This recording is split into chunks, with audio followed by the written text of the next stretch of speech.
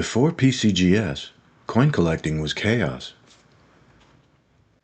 Dealers and collectors argued over value. Grading was just opinion.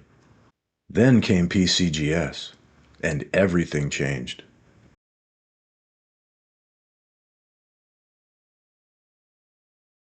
Before 1986, coin collecting was the Wild West. There were no slabs, there were no cert numbers, there were just opinions, and not always honest ones. In today's market, a plastic holder and a label can mean thousands of dollars in added value. But how did we get here?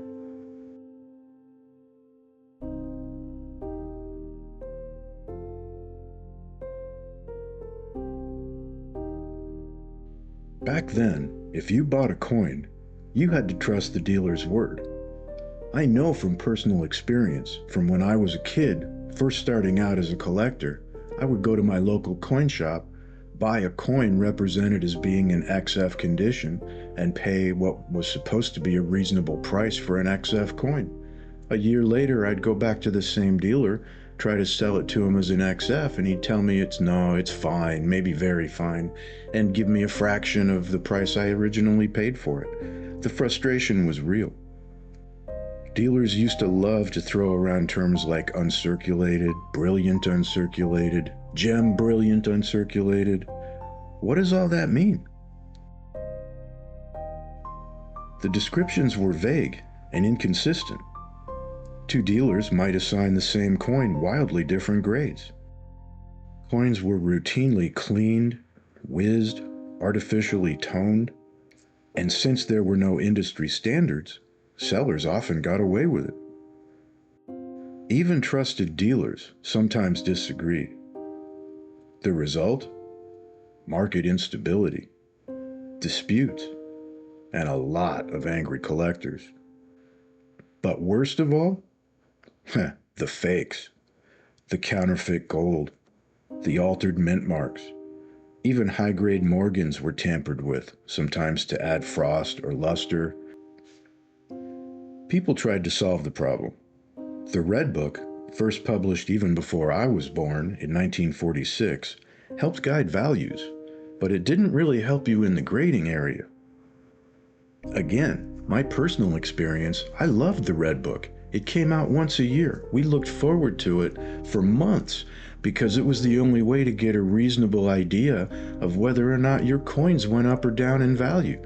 But the problem still remained: how to grade it and how to get that consistency. The American Numismatic Association, otherwise known as the ANA, introduced grading standards, but they were subjective and inconsistently applied. They issued photo certificates, but those were easily forged or lost.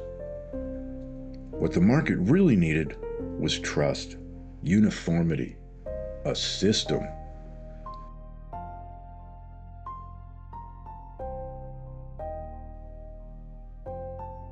Well, that's where David Hall enters the picture. He was a prominent coin dealer in California, and therefore saw firsthand the chaos, but also the opportunity. In 1985, he brought together a team of expert graders and launched the Professional Coin Grading Service, what we know today as PCGS. Their idea was simple, but revolutionary. An impartial third party would certify the grade of a coin and seal it inside a tamper-evident plastic holder. Every coin would get a serial number, a guarantee, and most importantly, trust.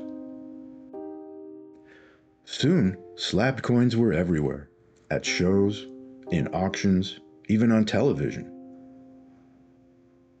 And prices? They soared. High-grade coins in PCGS holders fetched premiums never seen before. The plastic slab had become a form of currency itself. PCGS sparked a revolution.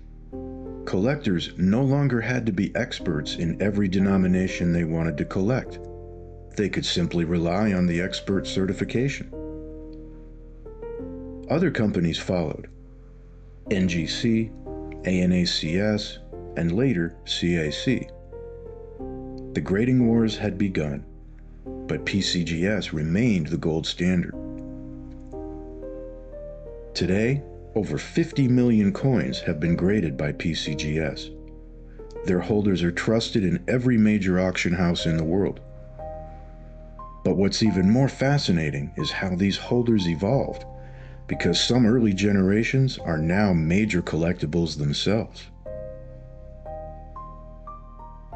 In my next video, I'm going to crack open the history of each PCGS generation, from Generation 1 to the current Gen 6.1 holder. You won't want to miss this. If you enjoyed this video, please make sure to like and subscribe, and also click that little bell so that you make sure to be notified as soon as I release part 2.